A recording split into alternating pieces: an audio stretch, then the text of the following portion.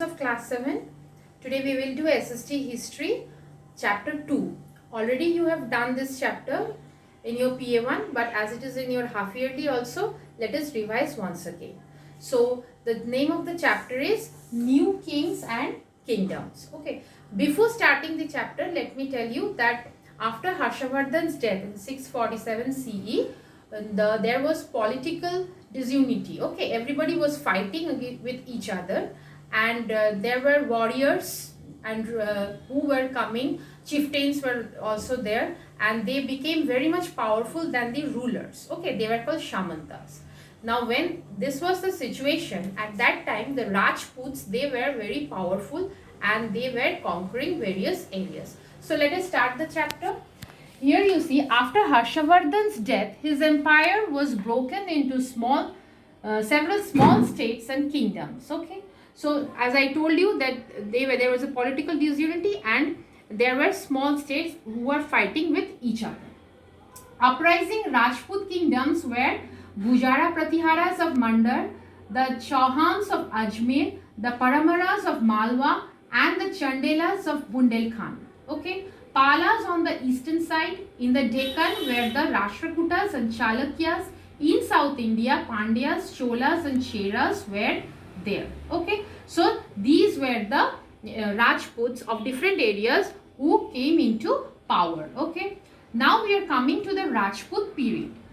Now what happened here? You see, Rajputs, they were very powerful, they are Kshatriyas, they were very patriotic, and they fought for the country very bravely.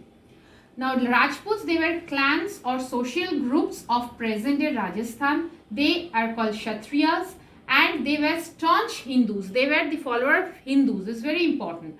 Another is, I told you that their mind was patriotic mind. Okay, fierce patriotism was there in their mind, and their contribution in 8th and 12th century was so immense. That is why it is called Rajput period. Next we are going to the next topic, that is the Gujara Pratiharas. In the Gujara Pratiharas, they were also very powerful Rajputs. Okay, they came to India with the Huns at the end of the 5th century. They established their kingdoms in Punjab and southern Rajasthan. So first we will tell that they came to India with the Huns. Huns also came to attack India and at the end of the 5th century and established their kingdom in Punjab and southern Rajasthan. They also considered themselves as Kshatriyas and most powerful of the various Gujara clans. So next we are coming to the Pratiharas. Pratiharas were also very powerful. Okay, like the Gujaras, the Pratiharas were also very powerful. The empire they established came to be known as Gujara Pratiharas. So both of them, Gujara and Pratihara, both of them are very powerful, and the empire they established is known as Gujara Pratiharas. Now in them, Nagabhata I, he established the Pratihara dynasty. Next is Nagabhata II, he captured Kannauj, which is considered as the imperial city of Harsha, and he made it his capital. So Nagabhata made the imperial Kannauj as the imperial city, which was considered as the imperial city of Harsha. He made it his capital. Now after Nagabhata II, his grandson Bhoja I, he was a very powerful ruler, and he stretched his dynasty from the foothills of the Himalayas to the river Narmada and from Bengal to Sindh. So this was his extension of the dynasty, from the foothills of the Himalayas to the river Narmada and from Bengal to Sindh. Next, around 10,019 CE, Mahmud of Ghazni took control of Kannauj. So Kannauj was under the control of Mahmud of Ghazni. Next we are coming to the Chahmanas or Chauhans. They are also very powerful, the Rajputs. Originally desert tribe from the west of Jaipur. So they were originally considered as the desert tribe from the west of Jaipur. Ajay Raja broke free from Gujara Pratihara. So Ajay Raja, he was from Gujara Pratihara and he broke free from here and established Chauhan dynasty. He came away from Gujara Pratihara and he joined the Chauhan dynasty. He built the capital at Ajaymeru or Ajmer. Okay. Next, we have already heard Prithviraj Chauhan. He was very brave warrior, very famous. His poem Prithviraj Raso, it was made by Chand Bardai, written by Chand Bardai, and Prithviraj Chauhan loved and abducted the daughter of Raja Jayachandra of Kannauj. With this poem, Prithviraj Raso deals with all this theme, the love of Prithviraj Chauhan with the daughter of Raja Jayachandra and how abducted his daughter. So next we are coming to the first battle of Tarain. In the first battle of Tarain, it was between Muhammad Ghori, and Muhammad Ghori was defeated by Prithviraj Chauhan. Okay, and Prithviraj Chauhan won the battle.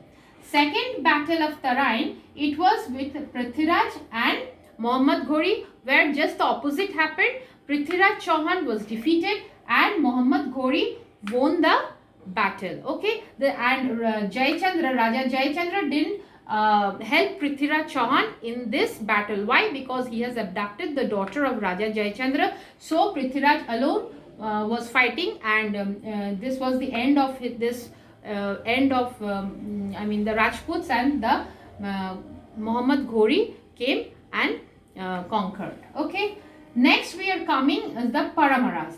Paramaras ruled around Malwa from 10th century to 12th century. Raja Bhoj, he was a famous ruler. Bhoj was a philosopher and a writer. He was a very famous philosopher and a writer, and he made Dhar his capital. Later on, Malwa was conquered by Alauddin Khilji, and Malwa was then conquered by Alauddin Khilji. Next was the Palas of Bengal. Pala were another great warrior. They were Rajputs. A period of confusion seems to have prevailed after the death of Harsha. Then here people elected one Gopala as the ruler. So in the Pala dynasty, Gopala was considered as the ruler. His son Dharmapala founded the Pala dynasty. So main important was Dharmapala, who founded the Pala dynasty.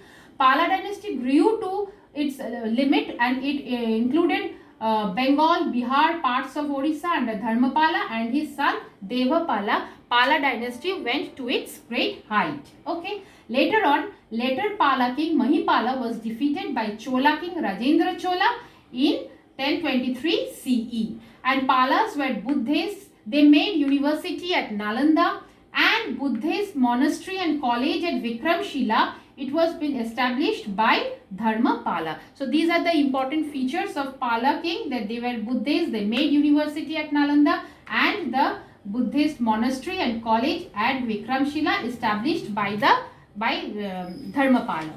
Next we are coming to the Turkish invasion. In this Turkish invasion, Shah Buktin, Turkish chief, he was considered as the Amir of Ghazni. He began raiding India because India was famous for its riches, raw materials, everything, and it was very attractive at that time. And one of his sons, Mahmud of Ghazni, he attacked India several times. Okay, he captured Kangra, Mathura, Kannauj, Thanishwar, Gwalior and Somnath. But it was Muhammad Ghori who established Muslim League in India after 1.5 century. So Muhammad Ghori, he established the Muslim rule in India. His intention was not to plunder but to make a Muslim rule in India. So under Muhammad Ghori, there was general under the Ghorid. He was a general under the Ghorid dynasty. He conquered Multan, Peshawar and Lahore. He brought into conflict with Prithviraj Chauhan, as I have already told you in the Battle of Tarain. It was their crushing defeat on Prithviraj, and in the second Battle of Tarain, Muhammad Ghori defeated Prithviraj and won. And he established the beginning of Muslim rule in India in 1192 CE. And this is the main reason for his success, was the lack of unity among the Rajputs. The Rajputs were fighting against each other, and was taken by the chance was taken by Muhammad Ghori, and he won the battle. That's all for today. The next class we will meet again.